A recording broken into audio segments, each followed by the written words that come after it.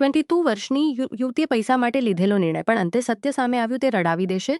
મારું નામ સાના છે અને મારી ઉંમર 22 વર્ષ છે. આજે પણ જ્યારે મારી ઉંમર 22 વર્ષ છે. આજે પણ જ્યારે હુંડી તરફ અજાણી તલવાર જેવી લાગણીઓ. હું એક સામાન્ય કુટુંબમાંથી આવું છું. એક તરફ ડર, બીજી તરફ જાણી તલવાર જેવી લાગણીઓ.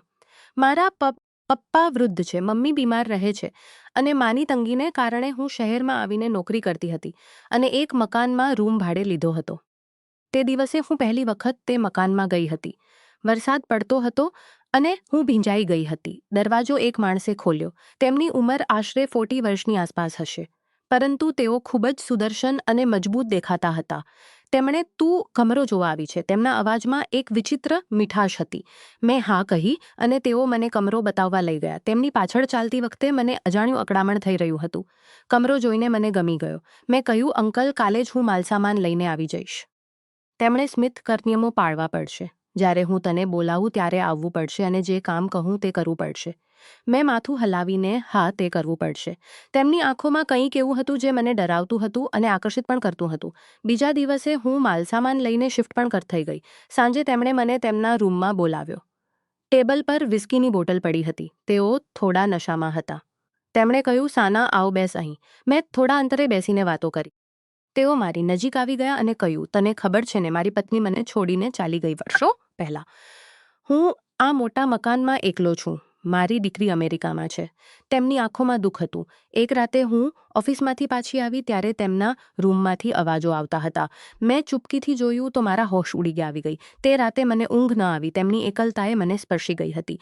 એક દિવસ હું બજાર જઈ રહી હતી ત્યારે તેમણે મને બોલાવ્યો, "બેટા, મારા માટે થોડી વસ્તુઓ લઈ આવજે."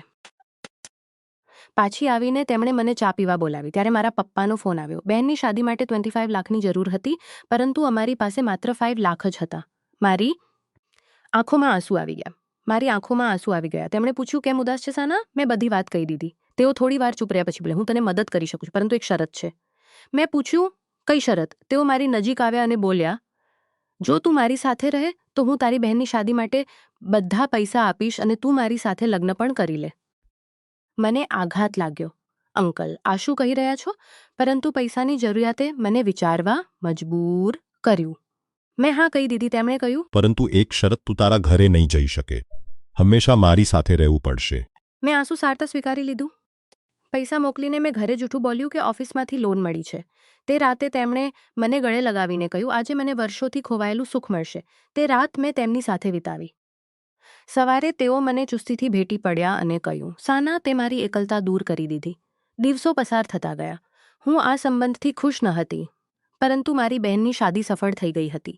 એક રાતે તેમણે મને બોલાવ્યું અને કહ્યું, "સાના, હું તને સત્ય કહેવા માંગુ છું." મારું હૃદય ધબકી ઉઠ્યું. તેમણે કળથી જ મને તારામાં મારી દીકરી જેવું લાગ્યું. પરંતુ જ્યારે તે મને તારી સમસ્યા કહી ત્યારે મેં નક્કી કર્યું કે હું તને મારી જિંદગીમાં રાખીશ. હું તને ક્યારેય દુઃખ નહીં આપું. આ સત્ય સાંભળીને મારી આંખોમાં આંસુ આવી ગયા. તેઓ મને માત્ર શારીરિક સુખ માટે નહીં, પરંતુ સાચા હૃદયથી પ્રેમ કરતા હતા. તેમણે મને આર્થિક સુરક્ષા આપી અને મારા કુટુંબ તેમની સાથે ખુશ છું. જીવનમાં ક્યારેક એકલતા અને જરૂરિયાતો આપણને અજાણ્યા રસ્તે લઈ જાય છે, પરંતુ સાચો પ્રેમ અને સમજણ તેને સુંદર બનાવી દે છે.